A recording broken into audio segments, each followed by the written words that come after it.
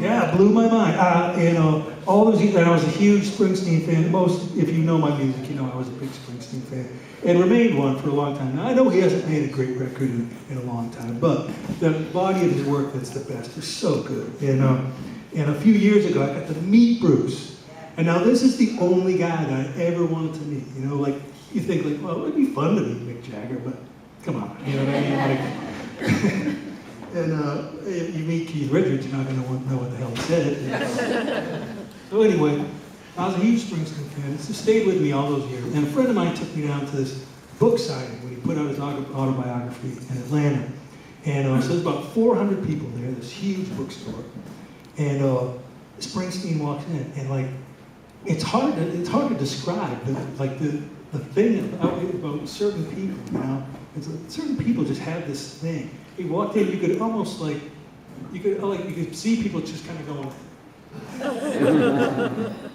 there he is. And it was about 400 people. We're just in the line. They tell you don't talk to Bruce. It's not like don't look him in the eye, but like, we can't have everybody have that conversation, right? You know, because there's 400 people. It'll take forever. You go you get your picture taken with him. You stand on the little thing, and then you go and they take a bunch of pictures of you, and then you leave. Just one after another, just like rapid fire, you know. It's kind of cool anyway. And so I get up. It's my turn to go up and see Bruce, and I'm like, it was really strange. It was a strange feeling. I'm like, there he is, like after all these years. You know? I'm sure he's used to this stuff, but I get up to him, and I couldn't resist. I said, Bruce, can I tell you a story? And he goes, yeah, go ahead. That great raspy voice. Go ahead. And I said, in my high school yearbook, I wrote that this is stupid, I know it, but I wrote that my ambition was to meet and thank Bruce Springsteen. So thank you, Bruce. And he laughed his ass off at that great Springsteen cackle. Now it gets even better. So like I had my little moment, you know, and we had just a little more conversation than I needed to get out of there. So I left, and I'm like, that's cool, that's pretty cool. You know, finally met Bruce after all these years. He was very nice.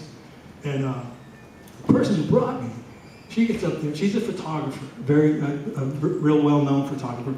And she doesn't like give a shit about Bruce. She's photographed everybody, so she's kind of used to this environment of being around famous people, so it just doesn't mean much to her.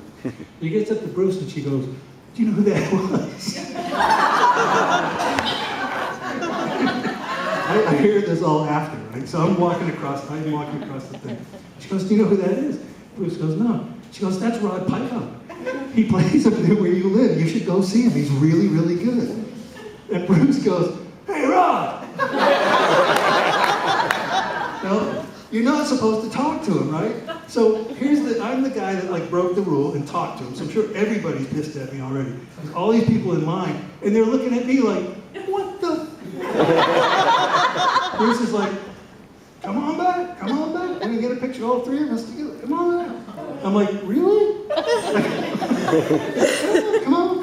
I get up there, we take a bunch more pictures, and he's like, you know, slapping me on the back and stuff. It was very sweet. So I like sort of floated across the room after that, you know? And all these people just looking at me like a private audience with Springsteen.